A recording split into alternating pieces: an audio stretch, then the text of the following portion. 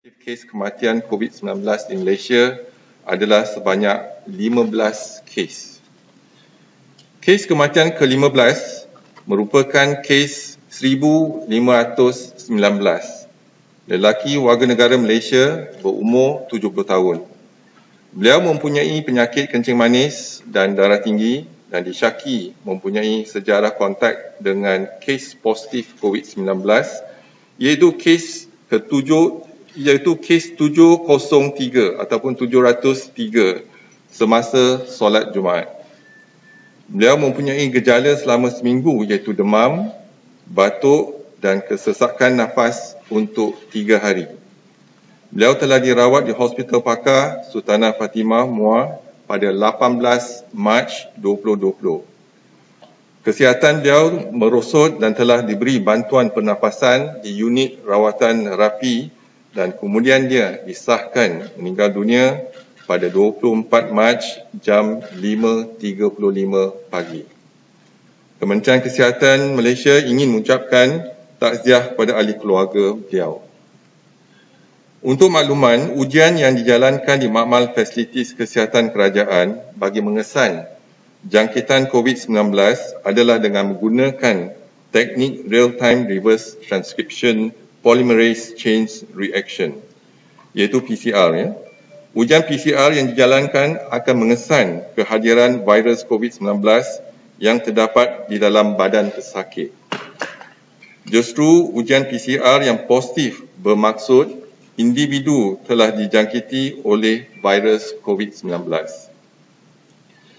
Keputusan ujian yang tepat melalui teknik PCR adalah amat penting dalam pengurusan pesakit COVID-19. Manakala ujian melalui teknik rapid test kit yang kini terdapat di pasaran adalah mengesan antibodi yang terhasil di dalam badan akibat jangkitan yang dialami. Antibodi muncul di dalam badan sekitar 5 hingga 8 hari selepas jangkitan.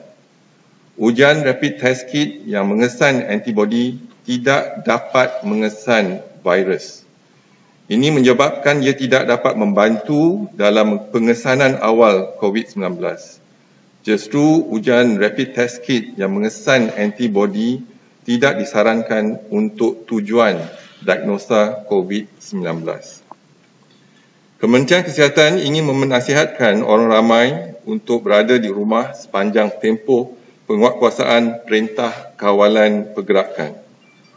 Orang ramai dinasihatkan agar terus mengekalkan jarak sosial lebih daripada 1 meter antara satu sama lain. Orang ramai digalakkan untuk melakukan aktiviti indoor bersama ahli keluarga. Untuk makluman umum, merujuk kepada jangkitan COVID-19 di kalangan jemaah tabligh, iaitu kadar jangkitan adalah 60% daripada jumlah keseluruhan. Dan janganlah kita persalahkan jemaah tabligh.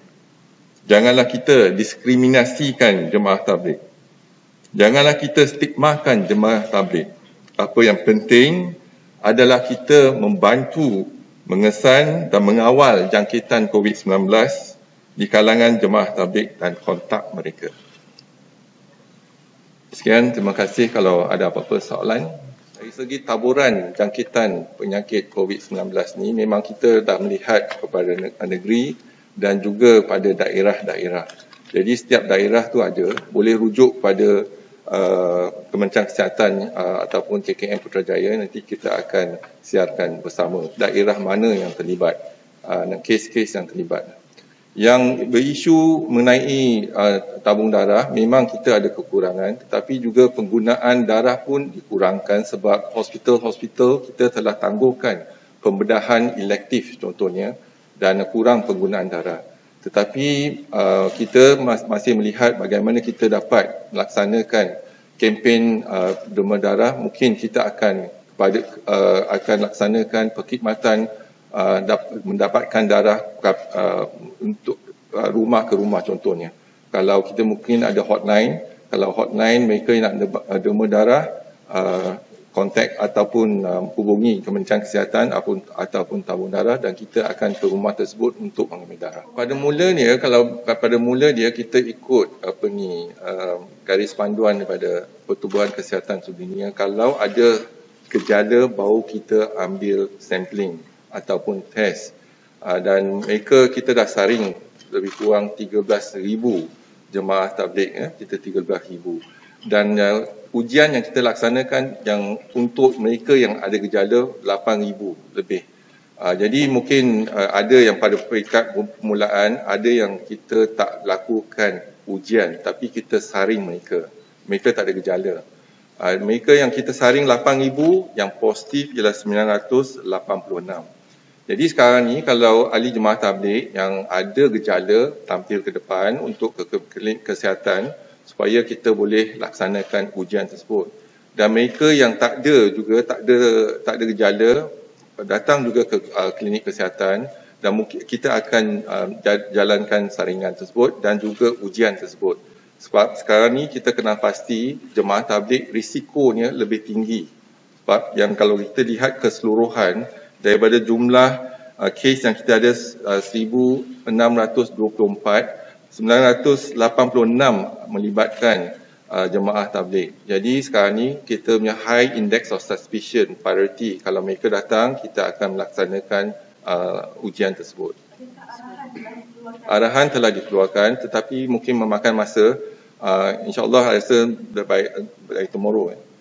Jadi kalau keesokan dia mungkin akan dilaksanakan. Untuk infectious disease untuk COVID, surat keliling telah dikeluarkan pada 29 Januari di mana rawatan, pengesanan semua kita akan tak perlu kenakan fee. Jadi ada surat keliling tersebut.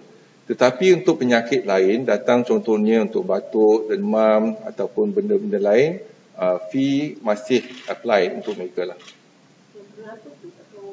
700 ialah kos untuk yang fee untuk test tu. Memang kalau kita lihat test tu di di private sector dia charge dalam RM700. Jadi di Kementerian Kesihatan kita tak charge. Kita dah ada kena pasti seramai 3,000 staff, contohnya staff nurse yang telah pencen dan akan kembali untuk membantu Kementerian Kesihatan. Jadi kita nama dah ada tapi kita tengah dalam urusan untuk pengambilan staff-staff tersebut. Kalau dah pengurusan jenazah dah dilaksanakan, jadi tak ada isu. Jadi jarak dia pun 1 meter ataupun 2 meter dari kubur tak ada isu.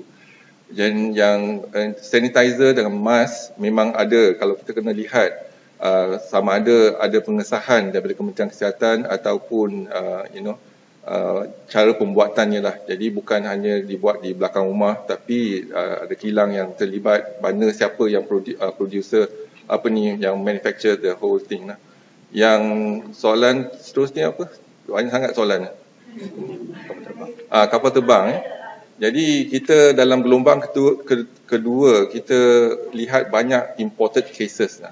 Tapi masalah dia sekarang ni virus COVID sudah ada dalam masyarakat. It's already in the community. Jadi kalau dah already in the community, tindakan kita ialah tindakan MCO lah. Basically perintah kawalan pergerakan. Yang itu that's most important. Jadi mereka balik kat situ, mereka yang balik berluar negara, kita kena ambil, kita akan melaksanakan saringan di airport dan kalau mereka ada gejala, terus kita akan ambil sampel.